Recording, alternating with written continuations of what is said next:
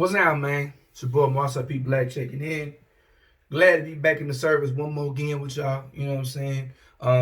Trying a couple things different. You know what I'm saying? Got a different little tripod situation, which was not the same as me recording off my computer. You know what I'm saying? I'm capping like I'm trying to low key up my production value, but I'm really not that much. The tech savage is not my thing. Maybe one day the Lord will bless me with somebody who will come edit and make this stuff look more fancy. And you know what I'm saying, until the creek rise, this is kind of how it's gonna be. Happy to be here. It's our third installment for 2K20 for the new decade, the new year. You know what I'm saying? Black Thoughts Radio. Got the vlog back as you see. Yeah, man, just been talking about kind of touring type stuff. You know what I'm saying? So the first episode of season 3, I talked about like touring, the misconceptions about touring. Second episode last week was about vocal management, how to manage your voice, because as a touring artist, your voice is your instrument. As an artist, period, you know what I'm saying? But like, man, how to take care, you know what I'm saying, of your voice whenever you're out there on the road. And this week, I want to talk about, since we're talking about touring and doing shows, I'm seeing a lot of people skip steps, you know what I'm saying, trying to be into touring artists because they might see somebody in proximity, they might see it on social media, tour. You know, I talked about this almost a year ago to the day, you know what I'm saying, building a fan base, you know what I'm saying? So I kind of want to break that down a little bit more in terms of touring, you know what I'm saying, the importance of having a fan base. So I'm going to tell you a story. About 2.5 years ago, mid-July, I had a show with Cesar Comanche, Truth Universal, and Box, you know what I'm saying, at the now, you know, it was Carrie Berry's Tommy Pop Shop when it was over home government in Mid-City. Carrie Berry is now left, and the Tommy Pop Shop is now part of Mid-City Ballroom, you know what I'm saying. But we was having a conversation after this show we had there. We was at Louis, you know, my man Juice, Justin Ivy, shout out to Justin Ivy, Hip Hop DX. That's our thing, you know, when somebody comes from out of town, we take them to Louis after the, you know, to get a meal after the show. And, you know, no cap, you know what I'm saying, the show wasn't really well attended. And Justin was explaining to Cesar and Ghost Dog that, like, you know, Cesar Comanche of the legendary, you know, iconic Justice League, responsible, you know, Justice League was responsible for, you know, your Ninth Wonders, your Little Brothers, you know what I'm saying, all the way down to Rhapsody. When I first heard the Sky Zoos through Justice League, you know, this family tree branched out Foreign Exchange, you know what I'm saying? So, like, a lot of, like, incredible talented MCs are coming out the Justice League camp originally somewhere, you know what I'm saying? You know, with Big Pooh. Big Pooh, Big Doe, they managed Luke, who was signed to Dreamville. So, you know what I'm saying? The whatever. So, this is somebody whose opinion I highly respect. And when he talks, I listen. So, anyways, Justin was explaining to Cesar Comanche that Baton Rouge traditionally hasn't had a really strong underground scene. We've had our pockets, we've had years. We've never had like a truly strong underground hip hop scene. And he was saying how, like, and I was explaining to him, like, it's frustrating to me sometimes because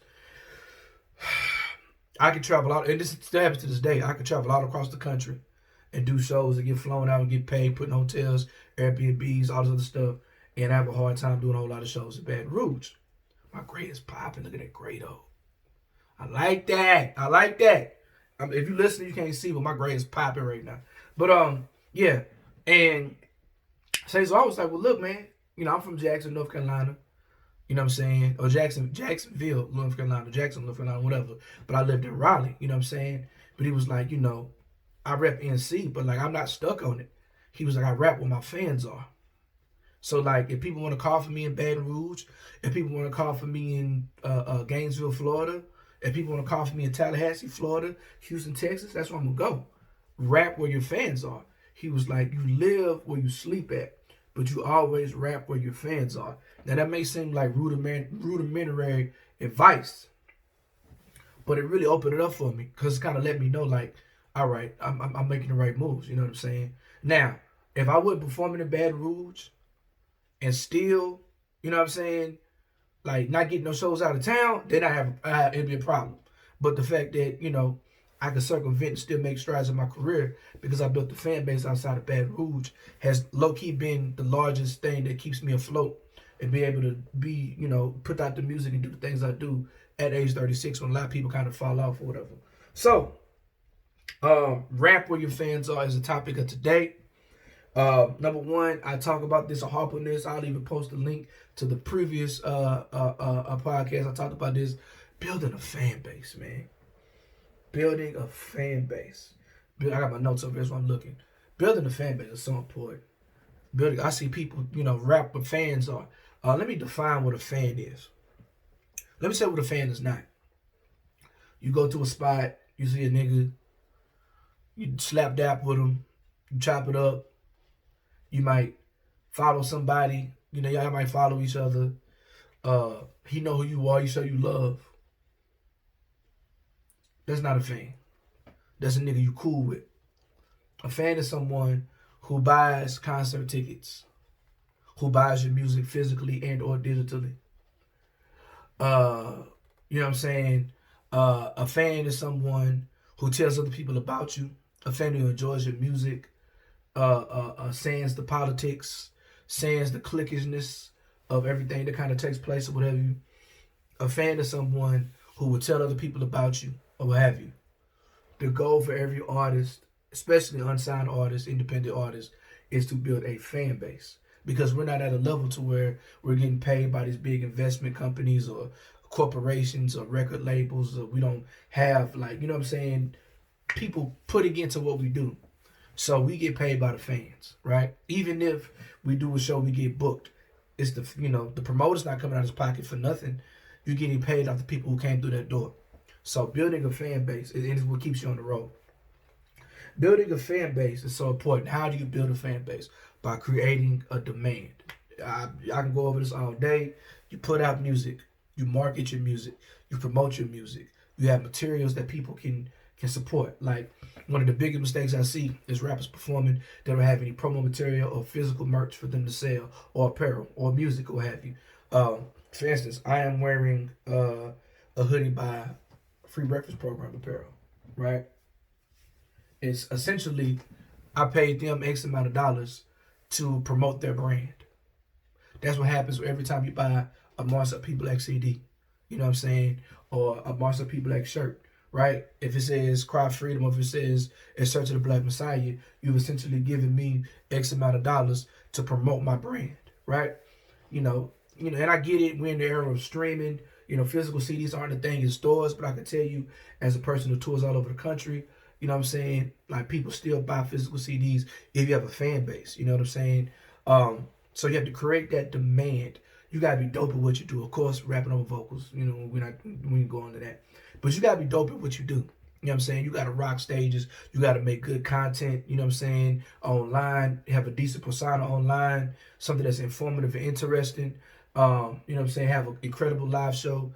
I just seen something earlier today where Kamikaze said, if you're an independent underground artist, 75% of your income is gonna come from performing. So you need to be great at what you do. You know what I'm saying? You have to create a demand and build a consumer relationship. A consumer relationship with your fans is, like, for instance, I go to Mobile, Alabama a lot. Every single time I go to Mobile, Alabama, I make sure, even if it's the same font on the t-shirt, I have a different colorway on the t-shirt. My thing that got crooked on me, yeah. There we go. It's whatever.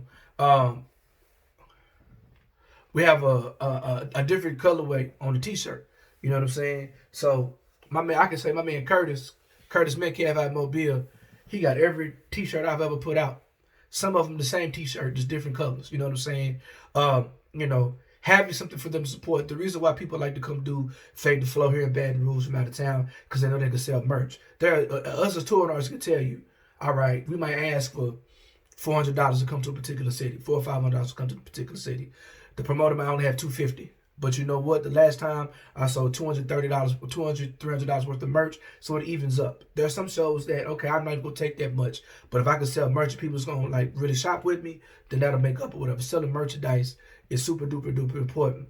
You know what I'm saying? And just kind of building that consumer relationship with people. You know what I'm saying? Physical music, be it jump drives, like listening to what your market and your demographic wants to buy. Like, I already know if I'm going to rap in smaller towns, I already know they're not necessarily most keen on a lot of the digital stuff. They're going to buy physical CDs, you know what I'm saying? And they're going to use cash, right? If I go to like a crowd that's going to be younger, they're not really buying CDs like that. You know what I'm saying? They're more likely to buy merchandise, and pretty much everything is gonna be Cash App, or you know what I'm saying, using the PayPal. I mean, using a Square Swipe or whatever. Like, but just knowing who wants to buy your music and how they want to buy your music, establishing that consumer relationship or whatever, and having value. You got to do shit. The biggest problem I see with a lot of young artists, they want to have, they want fans, they want to be able to tour, but they haven't done anything. Like, I hate to break it to you, you might be Fade to Floor alumni, you might have done the band a couple times, you might have done the Parlor a couple times or whatever. Outside of Baton Rouge, you should use those as stepping stones. So if you're trying to book a tour or get a show out of town, like, people who know about Fade to Floor, it matters. But if you're trying to go do the, CMJ festival, or you're trying to do A3C, they don't care about being Fade to Floor alumni. So you have to do stuff. Like, so before I was able to tour and travel or whatever, I had to do all the different shows in Baton Rouge. I had to create the accolades of, have these accomplishments of doing, being on the CMJs and being written up in the local papers, and and opening up for these people. It's a process, right? So you got to do something to actually have value to your name. Be professional, and be dope at what you do. You have to build a fan base. First things first. Locally or whatever, you have to build a fan base. You can't skip that process. So many people want to start touring when they don't have a fan base, and that shit is very short-lived because it's not financially feasible. You know what I'm saying? Next point I want to make. I see this all the time. This might be controversial. I swear to God, this ain't no slang. This ain't no dissing nobody. Let me sip my water. Atlanta, Georgia will not save you. Atlanta, Georgia will not save you. Atlanta, Georgia will not save you. I don't know. The only person that I know from Baton Rouge who's moved to Atlanta and became successful in their art is Ronnie Ma. You know why? He'll tell you. He moved to Atlanta doing the rap thing. It wasn't really working for him. But this is my little brother. We talk once a month. We really close. Every time I go to Atlanta, I stay by his crib. The last time I went to Atlanta, I stayed at his house for like 2 days. And he took the couch. I slept in his bed. So this is my guy. Ronnie Ma would tell you the rap shit is Babylon out there in Atlanta. Right? Ronnie had a real good buzz here in Baton Rouge. He moved out to Atlanta. He saw the rap shit was Babylon. He got into comedy. So he didn't really see the success in the couple years he's been doing comedy out there in Atlanta. It trumps damn near everything he's ever done as a rapper in Baton Rouge. Definitely a rapper in Atlanta. You know what I'm saying? Atlanta is Babylon. Now, I love Atlanta. I love Killer Mike. I love Outkast. I love the whole Dungeon Family, Goody Mob, the Young Bloods. You know what I'm saying? I love Atlanta. I love it as a city. I say this from experience. You know what I'm saying? When I was in college, I did the move to Atlanta thing, back and forth between Baton Rouge and Atlanta, with the red lane. And I learned very, very young that this shit is cap. If you ain't got no dope money, or if the record companies ain't already lasted it to you, ain't already invested into you rather. I see so many rappers. There's this myth that everybody in Atlanta works together, and that's the reason why they're on top. The reason why Atlanta's on top is because that has been the music mecca, for the last maybe 15 if not 20 years. All the money is there. So if you're not connected, yes, you see Gucci Mane working with Migos and working with, because these people are all signed to the same record labels, right? So on top of all the Georgia artists and Atlanta artists doing things that people that are already locked in with the music industry, you got every other nigga from every other place in the world trying to come there doing stuff. And I always tell people, if you're not popping where you at, if you can't build a buzz in a city like Baton Rouge, which is 225 to a 250,000 people, you're not going to build no buzz in a big ass city like Atlanta doing the same bullshit you're doing here in Baton Rouge. Ain't nobody coming off the couch. I mean, pay to play is rampant. Like when I go to Atlanta, I did one show with Quan Star last year. That's my big dog, my OG. But I only fool with straight out the den, paid in America, because they do business right. You know what I'm saying? They break bread. People shop with me. Got a good venue. Ain't nobody rapping over vocals. But, I got horror stories about shows I've done in Atlanta, and I thought me and Ghost Dog was gonna have to fight our way out, like goddamn the Warriors. You know what I'm saying? Like it's so much pay to play. It's so much politics and whatever type of stuff or whatever. Atlanta will not save you. Atlanta will not save you. They are interested, you know what I'm saying, in whoever got the dope money, or whoever the record company is doing. Like if you ain't got no deal, if you not like if you Slim Thug, right? Or if you uh young boy, or if you somebody who already got a name and got a buzz where you're at on a national level, absolutely being where, you know what I'm saying, the movers and shakers are. But if you just another nigga, you know what I'm saying, another rapper kind of up and coming, Atlanta ain't the city for you, bro. It's not gonna make a difference. Oh man, if I was living in Atlanta, no, it wouldn't. No, if you can't, like I always say, if you can't get it popping where you from, where you born and raised, where your mama live, your auntie live, your grandma live, your cousin, when you went to school, where you shot ball with niggas, where you sang in the church choir with niggas. If you can't get it popping there, moving to Atlanta is not gonna change anything. Atlanta, Georgia will not save you. This ain't no diss to Atlanta. I promise you. You know, I got partners, you know what I'm saying? Like, for instance, my guy Nilly. Nilly was on the VH1 show. You know what I'm saying? He's moving to Atlanta. I think by the time this is up, it'll be his first day in Atlanta or leaving for Atlanta. Nilly has connections in Atlanta because of the VH1 thing and, you know, with Rick Ross and The Dream, you know, and Lenny S. So he's made connections out there that he can go follow up. Now, if you do move to Atlanta, don't go out there just to rap. Make sure you get you a job. Make sure you got somewhere to stay. Don't go out there with just $1 in a dream thinking that you just about to blow up with your mixtape that ain't nobody give a fuck about before you left. Because Atlanta will not save you. If you go out there, make sure you ready to live. You know what I'm saying? Make sure you got your bread stacked. Make sure, you know what I'm saying, that you have tangible connections that you can work. You know what I'm saying? Like if you to get in Atlanta or any other bigger city or bigger market, you're gonna have to work 10 times harder than you did at home. Speaking of markets, I said this to a rapper probably 2 or 3 weeks ago, and they looked at me crazy. It's 2013. I've probably done maybe 15 shows in Atlanta. Out of those 15 shows, one of them was in Athens, Georgia. Next to the very first time I went to Atlanta and did a show, which was October 2nd, 2013, when I performed at the Kevin Nottingham stage. Man, it hurt so bad that Kevin Nottingham come out to be racist. He's a Trump supporter, so I'm not gonna say it anymore. Anyways, A3C stage, that was that, you know, my man Justin, when he was working for that company, you know what I'm saying, he set up. That was the best show in Atlanta I've ever did. You know what I'm saying? I got offered 2 record deals that night, all type of stuff. The second best show I've ever had since I've been going to Georgia was December 3rd, 2019 in Athens, Georgia. I got paid the most I've ever been to perform. I got put in a hotel. I got picked up from the airport from Atlanta to Atlanta, you know what I'm saying, to Athens and back. Shout out to my man Kid Arsenic. Shout out to my man Montu. Man, Athens, Georgia. You talk about live. It was probably like 150 cap room. It was swole. Everybody hands in the air like they didn't care. It was ringing off. It was busting. You know what I'm saying? If somebody was like black, I got $500 for you in Atlanta, and I got $450 for you in Athens. I'm going to Athens. Do not sleep on small markets. You know what I'm saying? One of my favorite drug dealer rappers, Dwight Grant, a.k.a. Benny Siegel. He has this line that was on Streets is Talking, rather, on the Dynasty album with Jay-Z. He says, find a quiet town and tie it down. That is my name.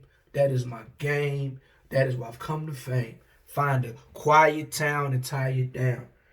I will happily go to Birmingham before I go to Atlanta. Period. I will happily go to Pensacola. I will happily go to Tampa before I try to go on my way to go to Miami. You know what I'm saying? I will go where my fans are. Small markets, a lot of those people are starved for the culture. They want the culture, and they will support the culture. If you look, anytime the Rhyme Says tour, they go to places like Missoula, Montana. They go to Bozeman, Idaho, all those places up there. You know what I'm saying? They're not trying to run for Chicago and Detroit. They're going where people are starved for the culture. Small markets. I've never done Boston, but for the last 3 years, I've definitely done New England. I've done Burlington, Vermont. I've done Providence, Rhode Island. I've done 2 shows in 2 cities in New Hampshire. You know what I'm saying? I've done 2 cities in Maine, or what have you. Look, I've never been to Boston, though. And Boston is a huge city. I go where my fans are. My best fan base is in New England right now. You know what I'm saying? New Hampshire, Maine. They love me the most, right? When I'm going to Indiana, I'm not going to Indianapolis. I'm going to Fort Wayne. The next time I go to Illinois, it won't be in Chicago. It will be in Champaign-Urbana because they call for me. They call for me to come. I go where my fans are. Those small markets, they love you. If you popping, if you popping, you doing your thing, you're not having to deal with all the major label, big city politics. You ain't got to deal with the famous rap nigga politics. They want to hear you rap. Like, I've been blessed to find a creative fan base. They don't care about how many followers I have. They don't care if I'm lit on social media. They care that I don't rap over vocals, that I kick some black conscious shit, and I rock out. And I make time to speak to every single person who's interested in speaking to me and more. Small markets is where it's at. I love Birmingham. I love Pensacola. I love Mobile. I love, Tulsa, Oklahoma City. I love, I'm going to Fayetteville. Fort Wayne, Indiana. I love Fort Walton Beach, Florida. I love Charlottesville, Virginia, Richmond, Virginia, Roanoke, Virginia. You know what I'm saying? I went to New Jersey. I was in Stanhope. That's out in the country in New Jersey. I had a great time up there. You know what I'm saying? Going to those small markets where people show so much love can really, really, really create your career. You know what I'm saying? And create something that's sustainable because they want to see you come back. Shout out to New England. I can't say it enough, man. Y'all gave me life last year. So much life. When I did my tour, I hit some southern cities up that I have my fan base in, smaller markets that's been showing me love off the flap, you know what I'm saying? And I'm going back. I don't run behind, you know what I'm saying? I don't feel like I'm a failure if I can't get a show in Atlanta, New York, Chicago, Houston, or LA. You know what I'm saying? I go where my fans are. And small markets is the lick, I'm telling you. Shout out to every single hip-hop head, every promoter, every DJ, every radio station, every podcaster, every single fan, consumer, B-boy, B-girl, whatever. In those small markets, thank you. Thank you so much. You know what I'm saying? Even a place like Phoenix. Phoenix is not a huge, it's a big market, but it's not, it's an overlooked city. So, you know what I'm saying? I'm going to Tucson. You know what I'm saying? Doing the Tucson Hip Hop Festival. Ooh, I don't know if I should have said that. Anyways, it's happening though. I'm sorry, Pike. I said it or whatever. But yes, I'm telling you, small markets is the lick. Overlooked markets is the lick. You have to do every single thing that you did coming up as doing local shows. You know what I'm saying? You performing, you doing it on a good show, you selling merch, you passing out flyers, you talking to people, you taking pictures, you documenting the situation. That's why I always stress you have to build a fan base where you are first. Every single thing I learned to do as a touring artist out of town, I learned doing this stuff in Baton Rouge. So it never stops. It never stops. You know what I'm saying? It just gets greater and greater and greater if you're really making the progress of doing the work. So yeah, man, I think I'm going to leave it there. You know what I'm saying? Rap where your fans are. Build a fan base. Atlanta won't save you. And check for those small markets. Like, what I like to do is, if I go to a bigger city, I'm looking within the circumference of that bigger city for small markets that got hip-hop scenes, and I can pull up and go build a fan base there. So every time I go to Columbus, Ohio, I do a show in Louisville and Cincinnati. This year I'm trying to do Evansville or whatever's close, whatever's in proximity. You know what I'm saying? Where they fuck with hip-hop. All right. That's it for real. MarcelPBlack.com. MarcelPBlack.bandcamp.com. This podcast will be on my YouTube.com/Maroon Music 1. You know what I'm saying? Mixcloud, you know what I mean? Mixcloud.com/Black Thoughts Radio. Marcel P. Black on Instagram, on Facebook, on Twitter. You know what I'm saying? MarcelPBlack.bandcamp.com. If you want to get physical merch, my new album, In Search of the Black Messiah, is on all digital streaming places, you know what I'm saying? As well as my website and my Bandcamp. I got a show, you know what I'm saying? By the time you watch this, I'm going to be heading to Pensacola, you know what I'm saying, at Chizuko's. Then I'll be in Lafayette on February the 8th, you know what I'm saying, at Blue Moon Saloon. I'll be in Houston, Texas, making my return to Houston, Texas on February 13th at Natua Bar. February 22nd, I'm at Kendall's Bar back in Oklahoma City. 23rd, I'm in at the Juice Makers Lounge in Tulsa on February 23rd. So that's everything that's coming up for this month. Man, love y'all. All I'm a freedom.